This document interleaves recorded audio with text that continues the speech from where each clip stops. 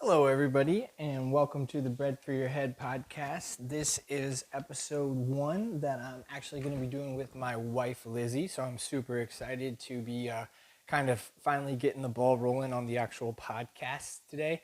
I really appreciate everybody tuning in and subscribing and everything like that. It's been great so far.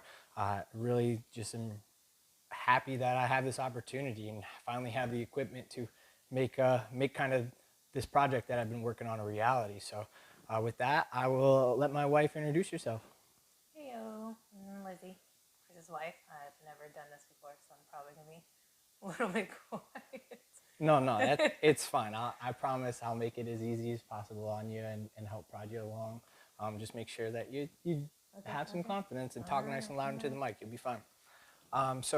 My wife actually put out on social media and asked some of her friends what they might want us to talk about, considering we've been basically together for 7 years. We've known each other since we were 11 through 13 years old. We were in middle school together. So we've, kind of have a great little story, and people seem to really appreciate how we have our 2 kids and how we're able to take care of them and have a strong relationship at the same time. So, it's hard work. But anyway, so she had some questions out there. So we'll kind of just get rolling into them. So one is, when did we meet and how?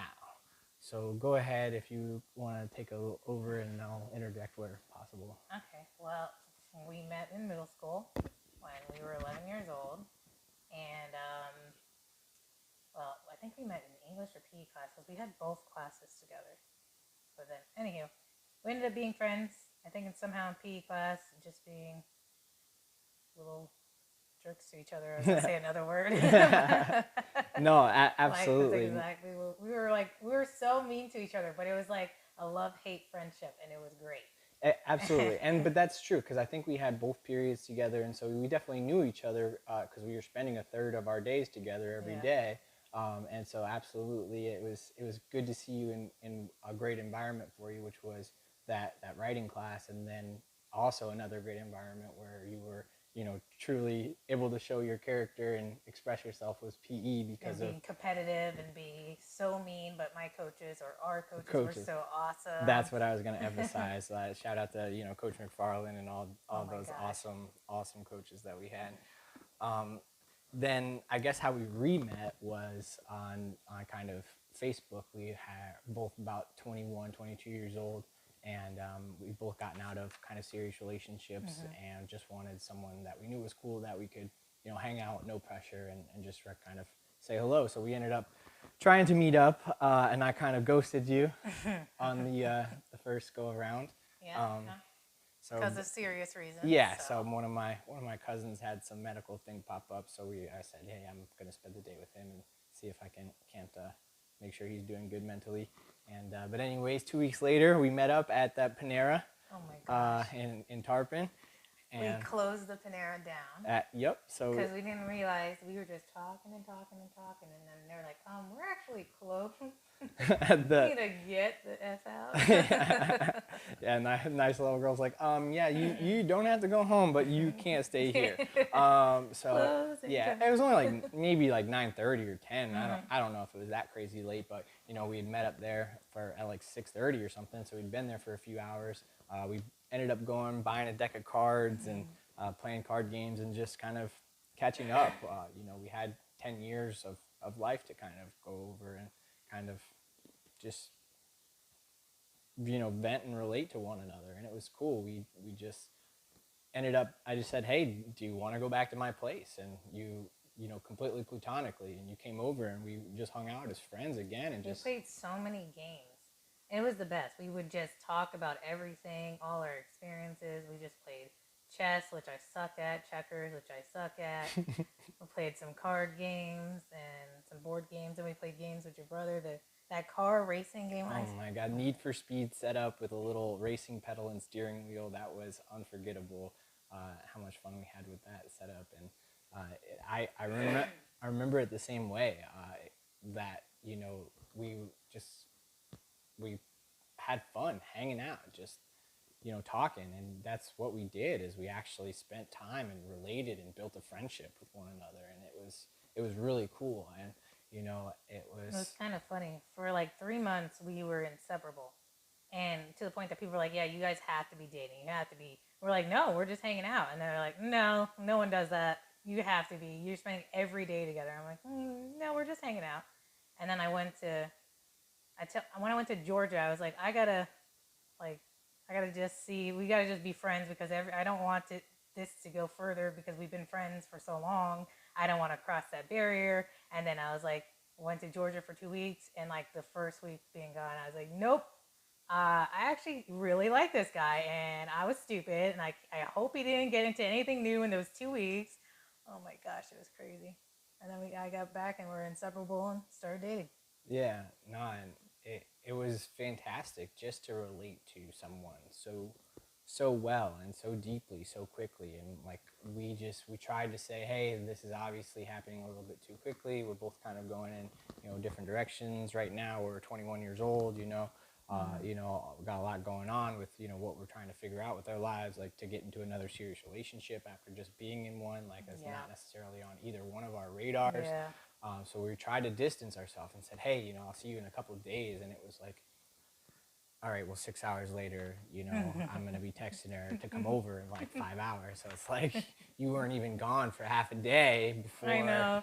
We used to always tell each other, we'll see you in a few days. And it was like a few hours later, like, hey, you want to hang out? And that was the cool thing too, because it could be any time of day. And, because we were young and very little responsibilities. No kids. No, right? No babysitters. Right. It's like, it's 12:30 right now. I'm bored and awake, and I just worked until like, 10:45 and just got cleaned up and whatever. But it's like, there's only one person I want to spend my time with. And I'm pretty sure she's awake right now. So let me just call her. And it's like, can I come over, or do you want to come over? Even if it was, crazy hours of the night or whatever it was. I remember I was a daycare teacher at that time, and I would have to wake up at like 5:30 or 6:30, and I would hang out with you till 2 a.m. like an idiot, and just go into work for 8 hours with kids, just so I can hang out with you. And like, yeah, I'll stay up with you till 2 a.m. and hang out. And I'm like, I couldn't do that right now. Like, you're insane. You think I'm staying up till 2 a.m. and waking up at 6:30? It's not happening. Yeah, we don't have that spry, slept until 12 because that's yeah. You talk shit about how you can party all night when you're 21 or whatever, but that's because you're sleeping in and have no responsibilities, and you have a day to recover or whatever. You don't go in until the serving job until 4:30. So it's it's two different lifestyles, but. Yeah, we kind of rekindled our relationship at a Panera Bread, and that's where how we met, yeah. it all started back up again. And the next is how do we deal with, or how do we see our marriage in relation to it being interracial? To start off, I'll say that I hardly think of it as an interracial marriage at all. I agree.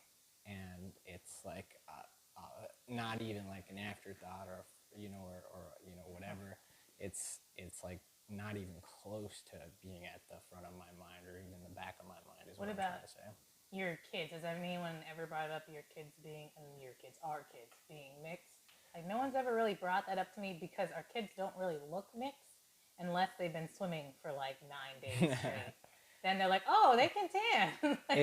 It's so funny to me because I get so like automatic that people are just gonna assume, because of how pale they are, how white they look, as far as like they look like my Irish kind of complexion, with kind of a wonderful ability to kind of tan from your Dominican and my Italian, my minuscule Italian that adds into that. But both of them are going to be in better shape than me, so I'm super happy about that. But when everybody says they look just, I always assume they're going to say me, and I'm just ready to say thank you. And I say thank you anyways. But when they say my wife, I'm like, oh, okay, cool. Yeah, thank you. Like, I get even more excited, but it's less expected because of how much I've had people say they look like my twins. Your genes took over from the beginning, but as they're getting older, they're looking more and more like me, and I'm like, yes, because I swear, because Eli kind of looks like, when he was born, he looked more of like the Gomez side, and But then he started looking just like Hazel, and Hazel looks just like you, and it's like twins. I agree. Some of your baby pictures look exactly like, and I love it. It's the craziest thing how genes work. It's No, it is. It's really cool, and that is kind of what does define the interracial part of our marriage, because there have been instances where people have like had a second thought of if the kids are yours because your skin color is darker than theirs. In the beginning, it was very hard, especially it wasn't. I know I posted about it a lot back then, and I don't post about it now. It doesn't. It's not like it doesn't happen, because it has, and more frequently than I care to even try to acknowledge. But when they were younger, it happened all the time, to the point like it was a daily thing. Anytime I went out, when Hazel was born, like the first outing we went out on, and there someone was just like, "Oh, where's the mother?" As I'm holding like a baby that's barely 3 weeks old. I'm like, who would allow me to hold their 3-week-old baby? It's my baby. I know she's pale. I know she looks like a perfect porcelain doll, but I birthed this beautiful baby. This is mine. Right. And then like, it was just, it's crazy. But at that time, I was really upset about it. But looking back now, I can see where I overreacted. But at the same time, it was a daily thing. Yeah. No. When something is like nagging at you all day, then you're gonna vent somewhere. Absolutely, because you could see that their intention wasn't it wasn't negative or bad. It just like, but it got frustrating when it's like, these are my kids. Like, I do everything a mother does for these children, which is extensive, and you better recognize me as their mother. That's how I would feel if someone was like, whose kids are these? Like, those kids are mine. They're my. It's different, because, like I said, with genes, most people do not see a mother that is like brown, whatever you want, whatever descent you are, and then a father that's white and the skin color is white. It's very rare. It's mostly they take the colors of the skin. Well, I'm very light skinned when I'm not, and my family is we don't go in the sun. So I knew it was gonna be like that because my cousins were like that, and they would tan. So they would tan in the summer, and they looked exactly like us. And then they would not swim for a few months, and they looked like they were pale again. And that's exactly what our kids look like. And it's crazy how gene works. Yeah, and just to kind of bring it back to the question about, interracial marriage is kind of question mark is what we have on our sheet. I would prefer us feel this way about it, and teach our children, just to be blind to it, because it shouldn't even be a thought of, mommy. Well, I wouldn't say blind. Yeah, but yeah, I agree. Not like blind, Hazel but just has asked recently about like why her skin doesn't get as tan as mine, and I tell her that I'm Dominican. I'm mostly Dominican, and she's like, "Well, I'm Dominican." I'm like, "Yes, but you're also Irish, Italian, and you said Polish." So that, compared to being me mostly Dominican, it looks like those traits are going to take over. That would make sense. And so she's like, "Oh, okay." And I'm like, "You can get tan like mommy, but you're mostly your daddy's side." And she's like, "Oh, okay." And as much as a 5-year-old can understand that, she's like, "Okay, whatever." And then she's seen the opposite. She's seen where the mom's white and the kid is brown and tan, whatever, and she's just like, "Oh, that's his mommy." Like she doesn't even think twice about it, yeah, because that's it's an easy connection to make, because they don't just see that color as the only connection. They try to look for the other traits, probably because that's how they've grown up. I love it. I feel like we have very little issues with our marriage being interracial whatsoever. We understand it is, but it doesn't come up in a sense that it's negative to us. All right. Next is, how do we deal with arguments and disagreements? I disagree. Always disagree. Typical answer to this is just being open and honest, and having open dialogue and discussion, and being willing to, talk and express your concerns in a way that is not going to just be an attack on your partner. So I think that the best advice that I would give to anyone out there that's seeking any type of advice from this podcast on having a good relationship with your spouse is just to listen to them sincerely. And if they're especially if they're in a mood, or they're trying to convey something important to you, tell them, "Hey, sit me down, tell me it's important. I'll look you right in the eyes and I'll listen to you. And if it doesn't seem like I'm listening, look me in the eye, tell me it's important, and let's go sit down." So, I think that a lot of times the unsaid things are what cause issues in relationships. Mm-hmm. So, try to be more expressive of your feelings when you feel like, maybe you're getting taken advantage of just a little bit too much. Or not taken advantage of, but just if you feel something that's giving you some kind of a displeasure, talk about it. Yeah, I agree. I like that we were friends first for that reason because we always talked, so it did help in that way rather than like our relationship getting together was quick, but we were friends first, so we knew each other and we could understand how we can talk to each other and not talk down to each other. And like we'll have arguments or disagreements like all couples, but it's good that we can talk it out. We can see each other's side and not just be dismissive. And that was a problem in the past, and that's why past relationships didn't work because you weren't heard and nothing changed. And if someone doesn't change behavior at the same arguments, like it's just like what's going on. But me and you, we talked through everything. We like we're like other people too. Like we fight and we can get upset and we Right. can have a mood and we need to step away too Right. because we're human and we're not the same person and we have different ideas and different views. But at the same time, we do have a lot of same views and same ideas and we connect on that level too. And sometimes it's just a give and take in the situation.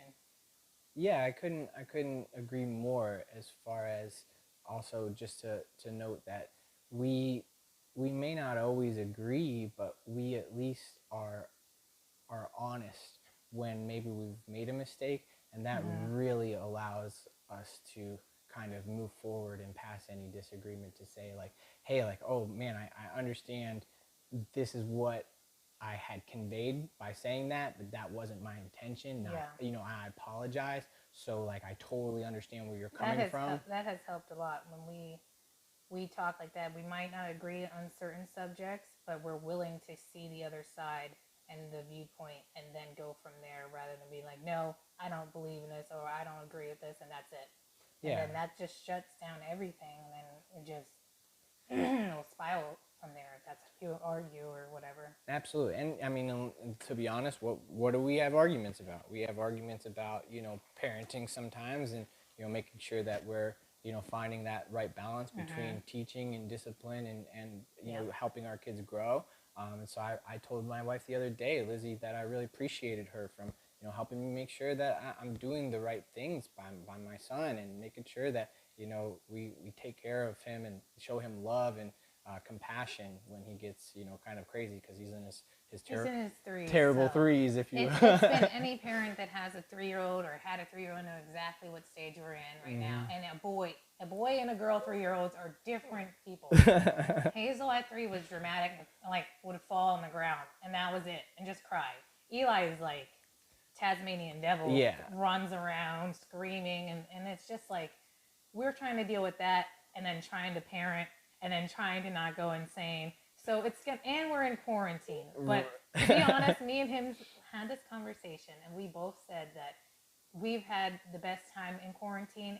And I know a lot of couples were fighting, and a lot of people were struggling because you're in the same space all the time, other than going to groceries. Uh, Thankfully, most stuff is opening up now, and we're going back to whatever.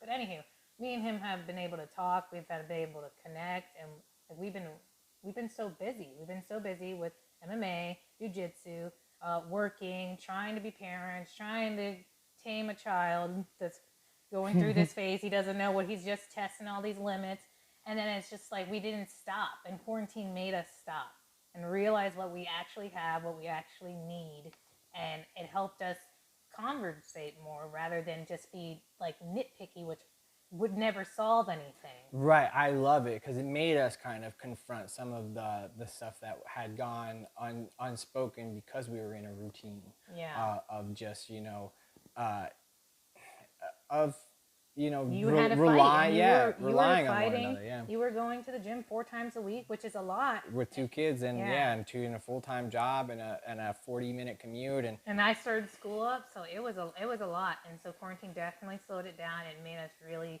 connect again. Not like we were disconnected, but it made us realize like how strong our bond really is. And the next question applies really good to this. So if we can segue, do you think do we think couples should have similar hobbies to be compatible?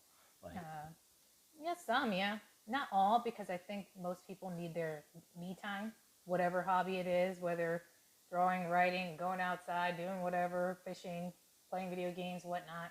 We have a lot in common, and I think it does definitely help our relationship. oh yeah, no, absolutely. I think you, in my opinion, in order to be compatible in a relationship, I would say you need to have two or three foundational hobbies that you guys can relate to. And and those can change over time. Like, don't think like, oh, Yeah, we they don't stick. do what we first did when we were together, I so would our definitely foundation say of our relationship. It's not what I'm saying. But go ahead. I would definitely say if you should have at least, I agree with two or three, and as you grow, it can and it should change.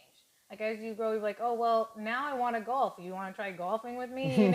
Like even though I know I can just do like putt putt, I can't do anything else. Yeah, I But promise I'll you be that's there. not gonna be the one I drag you to. But just for instance, since like I said I really want to get into jujitsu, and I something I was passionate about doing was martial arts, and this is the one I choose to do, and I actually think this is one you might be able to benefit from because of X Y Z of basically. Because I used to work out all the time before the babies, and like I would work out and weight lift. I was like, that's all I want to do. I don't want to go any further. I'm not trying to train. I'm not trying to win. All these excuses for like a year. And I was like, fine, I'll try one class out. And I tried one class, and I left it, and I was like, no, not what I'm looking for. And then Chris was like, try it again. It might have been just a day. It might have been just like, we don't know. Just try it again. And I tried it again in June of 2019, and I haven't like stopped because I've been obsessed, and I loved every day and people there and the family, which we truly miss. And we get to do MMA tonight, and I can't wait to see some people and throw some punches around and whatnot. So It's exciting. It's exciting to have several things that we connect on, including different shows that we watch, video games that we play together, such as Apex Legends. Shout out! We played Overwatch for years. So it's cool that I've got a wife that is oh, we do shooting. shooting. That's Yeah, my favorite. We haven't done it in forever. So I and was she's just watching my shooting videos today on YouTube. I'm like, man, I missed it. it's so fun that you're willing to do some of the things that I love and I'm passionate about that my father brought me up doing. Yeah. And things that my mom doesn't necessarily do, like shooting, but you pick up a AR-22 and you're blasting things in under 3 seconds, 5 targets. It's like 2.8. yes. I mean 2.1. Yeah. Here's 5 targets. get a little dirt on your shoulders there. Yeah, you brush it up. Yeah. But anyways, I definitely say 2 or 3 is definitely foundational, and not hollow hobbies, ones that are repeatable and you can truly grow in them. Like we're doing kayaking, canoeing, all this stuff. We always have a good time. We're always down for a good time, a new adventure. What next would be, what advice would you have loved to get before getting married? That's a loaded question. I would say that do exactly kind of that last question is perfect for that. We kind of like tied that in before we like with the arguing and stuff, because it's not like most marriage is argument, but you are now living with someone new in this aspect. Like I moved out of my dad's house to live with you, and we got married like a year later, right? Mm-hmm. It was like a year later. Yeah. So it's just a new stages, new living. What are you going to put in the house, and like new like routines that you got to do that you didn't need to do before, and it's just a give and take. I would say, just like what we were talking about before. I don't know what advice I would give though, other than like I guess I would say listen more, because I'm very stubborn. Haha, everyone knows. Probably people watching this later will definitely be like, yeah, she's stubborn. But anyway, I'm very stubborn, and I have to stop and like see everything from every point of view at the end of the day to like calm down. And with Chris, he understands me, and he understands when I'm getting to that point, like whatever it may be. He would just sit there and be like, okay, just you take your time to yourself for a second, and we'll just like talk about this. And like that is like, just recognize what someone's going through, listen, and like be willing to not only see your viewpoints. That's a big issue. Like, don't just see your viewpoint, see it from someone else's viewpoint. Because even though something you said or did probably wouldn't have affected you, it's affecting someone differently. Absolutely. I think a quote that is applies and is similar is recently that is just because two different viewpoints may be different doesn't necessitate the fact that one be more correct than the other. Yeah. So I think we all need to respect each other and respect each other's viewpoints and differences and compromise. Come to a compromise that sometimes we're not going to agree on things. So this is what we're going to do when we don't agree on things. We're going to, spend 15 minutes in two different rooms. We're going to, just agree to disagree politely. We're going to, go do a shot. Just whatever it is. Whatever your ritual. Go on a run. Go on a run. Something healthy. I just. What I mean to say is I think you get. Just do your best to listen to your partner and understand that 99% of the time, even if they're yelling at you, they're coming from a place of love. And if they're yelling at you, they're frustrated. It's misunderstanding more than anything. Also, I would say, oh shit, never mind. I was gonna say something that just escaped my brain. Go ahead. Parenting styles. Do you feel like we're similar or are we different from our parents? Oh, I'm definitely different from my parents. But on that same note, I say the same stupid lines my parents said to me that I hated. And every time I say it, I'm like, dang it. And I know people feel that way. But like, I said I would never say this to my kids. And now I'm saying it. Oh my gosh. Yeah, I definitely ditto that. It's really nice to be modern parents and have the ability to raise two beautiful children in today's day and age where we have support and tools and we're able to give them the foundation that we are. I only differ from my parents in the fact that I have more ability and more I was taught better to want to take care of my kids to the best of my ability, and I'm just really excited about being a dad, and I've always cherished being a father since I had my little girl. I was literally all the way across the country in California when I found out that I was having, a baby. And I was like, all right, we are going home to raise our family with our family. There's no doubt. I'm just came out to California to have a little fun. If we're starting a family, I'm doing it here in Florida where, we have crazy because a month later I was supposed to move to California with you, and then I got pregnant with Hazel the month before, and I'm like, what is life? But it just worked out. And I look around this room. I mean, next time we'll do a scan of this room, but look around this room. Look at this, everything we've created, and to be honest, we couldn't have created this in California because the expenses. We would have had no one to watch our kids when we needed it, and the people that watch our kids are like the best people on the whole planet. They're our family members, they're our friends, and they have helped raise our kids, and they have been there with us through everything, and that's how we created this life because we have such a good support group. We're very, very blessed. Blessed is the best word that I've yes. found lately. And it, on here we have just other general parenting advice, and it, just to kind of get back to, we see the shortcomings in what we were brought up learning, and we're able to fill those gaps to the best of our ability, or try to, with our kids, and make sure that they're not, growing up with any foundation of like fear. We're teaching them nothing but love and compassion and intelligence at the same time. So,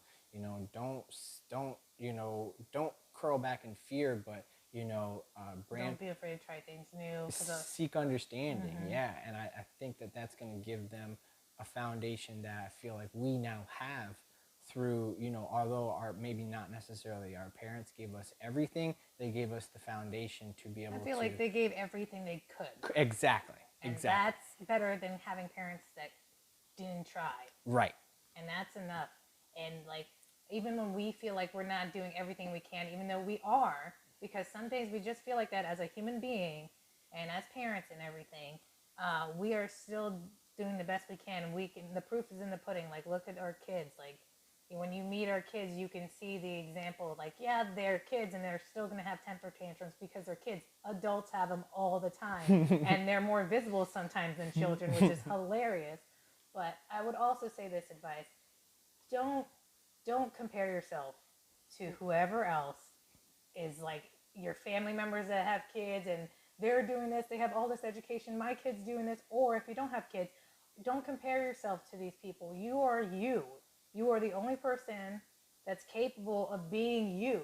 So don't compare yourself. Don't try to measure up. You need to be happy with yourself, and that love needs to come from yourself first. And you can take all the advice in the world. Don't be like relationship goals, family goals, lifestyle goals. Just be happy with you, and that's where it starts. And then you can just expand from there. Wow, I love that. I love that. That's what I was trying to say before, and I totally forgot. And so Absolutely. You have to be able to, not compare yourself to others, but compare yourself to who you were yesterday and hold yourself accountable to being a better you as often as you can be. Yeah. So that's awesome. I completely agree with that. Next is kind of switching gears to workout advice, kind of healthy lifestyle advice, and kind of MMA and jiu-jitsu are kind of thrown into that, I guess, as well. Oh, this one's a good one. Like, you can mix all this up, and then this one. And then it says, what do you see for your next goal in work, hobbies, MMA, new career, family? So kind of, all right, I'll let you get started here, but some general workout advice and healthy lifestyle advice. I'll just take it from here. Mr. Abs and arms right now. Mr. Running 4 miles a day over here. I don't have that energy. So you motivate me right now to do it. Oh. I've done 4 miles this week. I was supposed to do 6. Not this week, but last week. Supposed to do 6. But I mean, yeah, it is what it is. Yeah, workout advice and healthy lifestyle advice. Definitely look into intermittent fasting is the best thing I could say. That's what truly helped me lose weight over the last couple of years, was getting into a really decent routine of intermittent fasting. Looking at what I'm actually eating, realizing that eating a whole bag of Sour Patch Kids a week and drinking nothing but Mountain Dew leads to some pretty terrible outcomes. Or the donuts. So learn that veggies aren't the best, but if you season them up and you get some butter in there, and at least you're getting some nutrients along with some good tasty lard, as my wife likes to say. Because I'm a butter fiend, even though I maintain my weight through intermittent fasting and avid exercise, which I think are both huge to, I think, my overall mental health as well, because I feel like the jiu-jitsu, the MMA, the running, those things are huge outlets for me to be able to kind of tune out my 40-hour-a-week work job, my 10-hour-a-week commute, my doing my best to be the best dad I can be, doing my best to be the best husband I can be, having a family that I care about and want to be part of their lives, 2 older brothers, et cetera, et cetera, et cetera. My wife has extended, 2 older siblings and a younger sibling as well. So it's like we have a lot of family, a lot of people that we care about and love and that depend on us to be part of their lives and want us to be part of their lives. So we've got a lot to do. We want to be part of their lives, and we like to, we're a big family, because when it's just the family invited to, I know, side subject, family invited to dinner, just us and my family, it's like almost 20 people. And I'm like, this is like I just wanted breakfast with the family, and I realized that's... Like Christmas breakfast, I was like, oh my gosh, there's so many people here, and it's just family.